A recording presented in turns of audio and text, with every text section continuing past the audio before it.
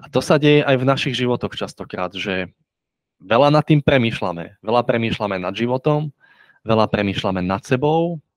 Chceme to celé nejak vymyslieť, chceme to celé nejak vyrobiť a ono to nejde.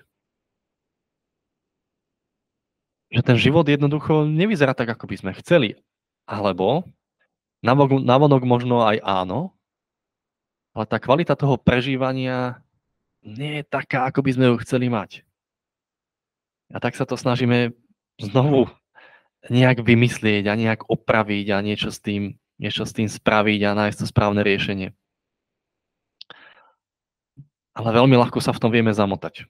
Keď pre vás je život komplikovaný v nejakom momente, ako to poznáte? A potom je tu vlastne tá otázka, že ako sa z komplikovaného stane jednoduché.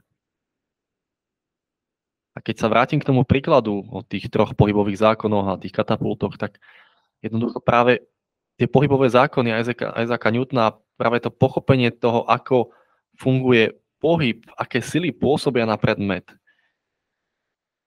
prinieslo do celej tej problematiky veľkú jednoduchosť.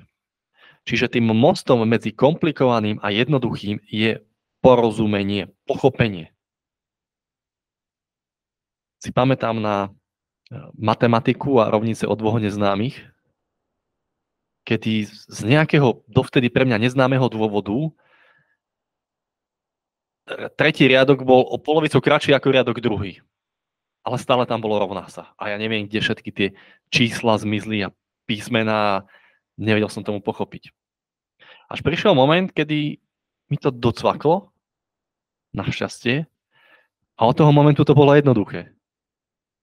Ako náhle som pochopil ten princíp za tým, tak počítanie rovníc bolo jednoduché a už či tam bola neznáma Z alebo neznáma Y, tak to bolo úplne jedno, lebo ten princíp bol taký istý.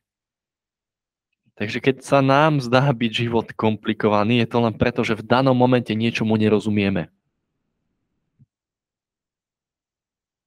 A budeme bádať spoločne, že čo to je to,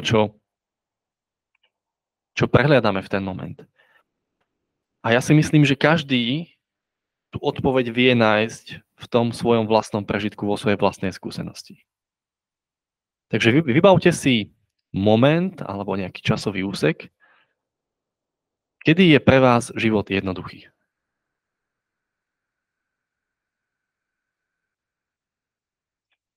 A všimnite si, v čom je to iné oproti tomu, keď sa vám javí byť komplikovaný. Čím to je? Čomu rozumiete?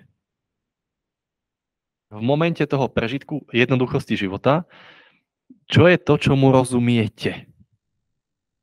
Nie intelektuálne, ale čo v tom momente viete? Čo je to, na čo sa spoliehame? Čo tá prítomnosť pre teba má? Čo o nej vieš v tom momente?